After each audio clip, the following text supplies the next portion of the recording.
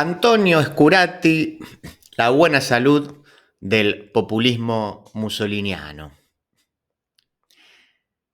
Populismo y fascismo son términos que ocupan el centro del debate público en las últimas décadas y sin embargo son utilizados de tantas maneras y para definir movimientos y actitudes tan diferentes que han devenido significantes vacíos. De aquí que un poco de claridad conceptual no venga para nada mal, especialmente si proviene de Antonio Scurati, que es el profesor de literatura contemporánea de la ULM de Milán, autor de varios ensayos y también de novelas entre las que se encuentra la saga de M, referida a la M de Mussolini, que es un bestseller en Italia con traducción a varios idiomas. En este caso es la editorial Debate, la que publica Fascismo y Populismo. Es un breve texto que tiene origen en un discurso que Scurati brindara en el marco de los encuentros internacionales de Ginebra, del 29 de septiembre de 2022, que justamente pocos días después de las elecciones que ganara Meloni en Italia. La ocasión, la verdad que no podía ser más precisa por lo pronto para diferenciarse de aquellos que observaban en esa decisión de los electores italianos un regreso del fascismo.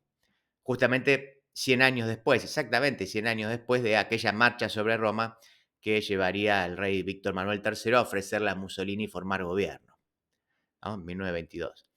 Para Scurati, entonces, fenómenos como los de Trump, Milei, Orbán, Bolsonaro, Meloni, no amenazan la democracia, aunque sí minan la calidad de la misma. Con todo, un detalle no menor, todos aquellos gobiernos o espacios de derecha que suelen ser señalados como neofascistas se distinguirían del fascismo original en un elemento central.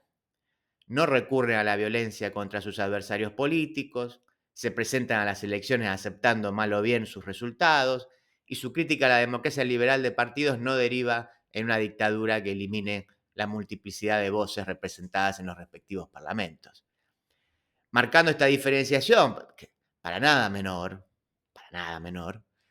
Scurati, que está lejísimo de defender posiciones de derecha, y de hecho llama a reflotar la cultura antifascista italiana en la que fue criada la generación de sus abuelos, la reivindica todo el tiempo, hace un aporte a la precisión, que, como suele ocurrir, ayuda a que las conversaciones avancen por los terrenos de la moderación y la sensatez. Dicho esto, si bien el fenómeno fascista es irrepetible, Scurati encuentra en el populismo y los partidos soberanistas un legado fascista que puede ser difuso, indirecto y hasta inconsciente, pero que ha emergido con fuerza en los últimos años ya no como una expresión marginal y trasnochada. Para el autor, entonces, en Mussolini se conjuga la violencia y la seducción, y es esta combinación la que explica que un joven periodista ex socialista que en 1919 había obtenido menos de 5.000 votos, estoy hablando de Mussolini, claro, 3 años después pudiera llegar al gobierno. ¿Qué pasó ahí? ¿No? Se los digo de otra manera. Ese tránsito vertiginoso y su sostenimiento en el poder no se pueden explicar solo por el temor infundido a través de la violencia que le es inherente al fascismo. También hay un tipo de liderazgo allí capaz de cautivar a las masas. De aquí que Mussolini sea para Scurati el creador del fascismo, pero también de una nueva praxis, una nueva forma de comunicar y de un nuevo tipo de liderazgo soberanista populista. O sea, la tesis de Scurati entonces es que el populismo mussoliniano, y no su fascismo violento, es ese, digo, es el populismo mussoliniano el que tiene vasos comunicantes con algunas de las experiencias actuales antes mencionadas, no el fascismo, es el populismo. Ahora, ¿cómo podemos definir a este populismo inaugurado por Mussolini? Bueno, Scurati lo resume en 7 características o lo que él llama reglas. Entre ellas, el clásico personalismo de yo soy el pueblo, que se complementa con su aparente contrario, que es el pueblo soy yo. También, por supuesto, con una prédica antiparlamentarista, donde la labor de los legisladores es interpretada como una pérdida de tiempo, como sede de la corrupción y de la degeneración patológica de un grupo de privilegiados que hace políticas de espaldas al pueblo, y también el ya mencionado nuevo tipo de liderazgo que, a diferencia de las vanguardias esclarecidas más propias de la izquierda, es un liderazgo que guía a las masas, ya no por ponerse al frente de ellas, sino para acompañarlas. De hecho, Mussolini se autodefinía como el hombre del después, en el sentido de que llegaba a los acontecimientos políticos una vez sucedidos, o sea, luego de la determinación popular, o luego de la decisión del pueblo. Él acompañaba. Esta idea de no ir por delante se entiende mejor con la caracterización que hace Scurati del Mussolini más joven, que va a diferir de aquel de los años 30 y 40, ya más maduro y que posee una concepción del hombre nuevo, un programa articulado, etc. Para el Mussolini original, si quieren, el más jovencito, el líder, y acá cito a Scurati, no tiene ni debe tener ideas propias, carece de convicciones irrenunciables, no guarda fidelidad, no guarda lealtad, carece de estrategias a largo plazo, no guía a las masas hacia una meta lejana y elevada que él atisba, pero las masas no ven. Muy al contrario, ese líder solo conoce tácticas y ninguna estrategia, solo oportunidades y ninguna convicción, solo praxis y ninguna teoría. Ese es como lo define Scurati, a este Mussolini joven.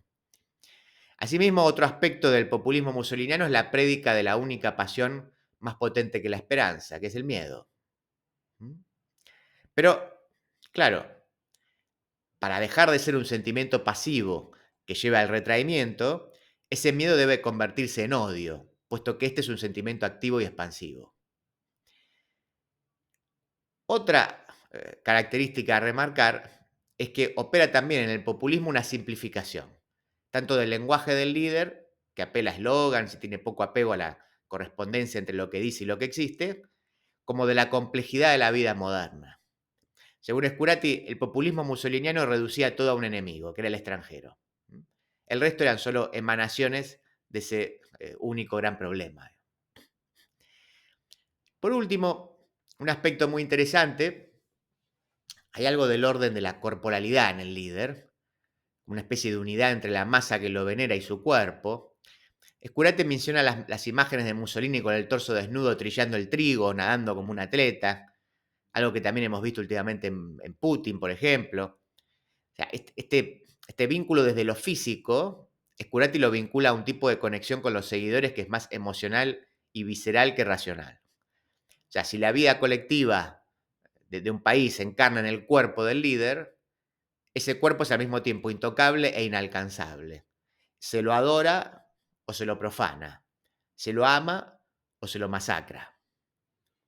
El dramático final de Mussolini sería una prueba de ello, aunque también se puede sumar la controversia en torno al cuerpo de Franco, las vejaciones y los delirios esotéricos en torno al cadáver de Eva Perón y la profanación de la tumba de Juan Domingo Perón con la posterior desaparición de sus manos, por mencionar algunos casos, es los primeros que se me vienen a la mente.